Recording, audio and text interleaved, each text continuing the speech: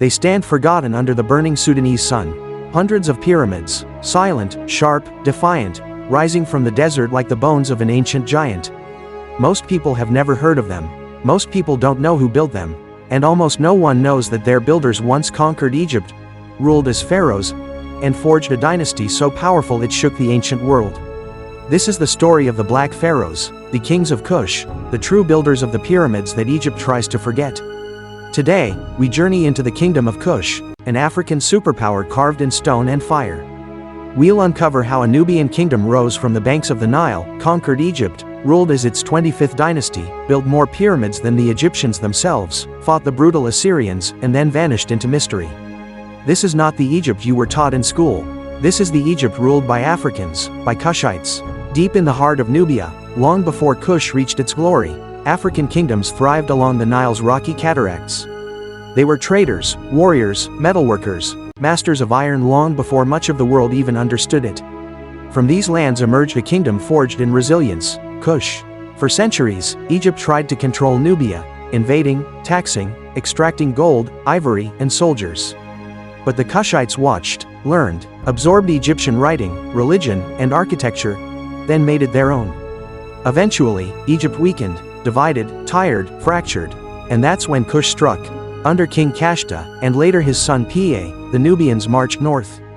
Piye didn't see himself as a conqueror, he saw himself as a restorer, chosen by the gods to reunify the Nile. His army swept through Egypt with terrifying precision. City after city bowed before him.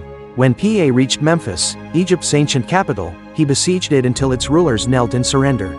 He wrote of this moment in a victory stela. No king was strong enough to confront him. The throne of Egypt, the double crown, now sat on the head of a black African king. This was the birth of the 25th dynasty, the Kushite dynasty, the dynasty of the Black Pharaohs. Kushite pharaohs like Shabaka, Shabitku, and Taharqa ruled the entire Nile Valley, from the Mediterranean to deep Sudan. Under them, Egypt flourished again. Temples restored, laws strengthened, culture revived. They didn't imitate Egyptian royalty, they redefined it. Their images carved in stone show broad African features, thick beards, proud crowns, unmistakably Nubian. And then came Taharqa, the greatest of them all. Under Taharqa, Egypt entered a golden age. Trade expanded, temples rose. The Nile's borders felt secure for the first time in generations.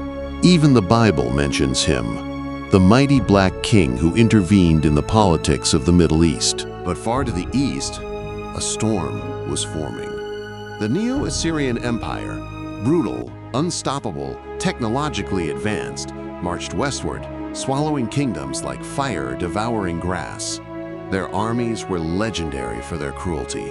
Entire cities vanished under their siege engines.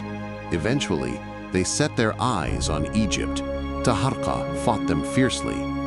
But even the might of Kush could not stop the war machine of Assyria forever. After years of battles, the Assyrians pushed the Kushites out of Egypt. But though they lost Egypt, they did not lose themselves. Kush retreated south to its true heart, Napata and later Meroe. Here, free from Egyptian influence, Kush entered a new golden age, uniquely African, creative, powerful.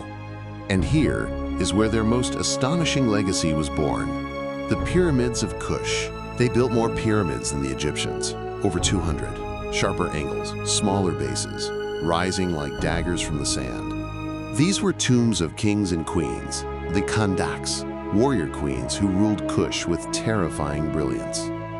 While Egypt's pyramids became ancient relics, Kush's pyramids kept rising, century after century.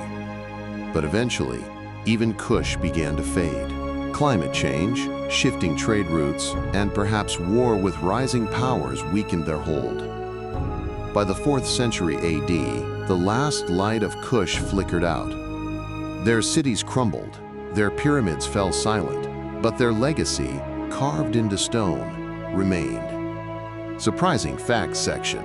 Here are things almost nobody knows. First, the Black Pharaohs ruled Egypt at a time when the world believed only Egyptians could be pharaohs.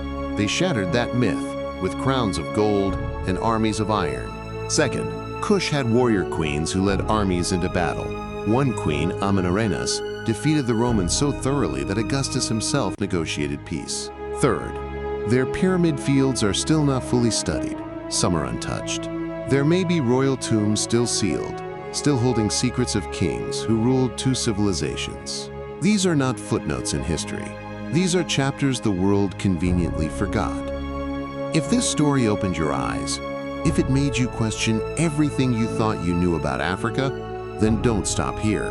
Hit like, subscribe, and in the comments tell me, which forgotten African civilization should we uncover next?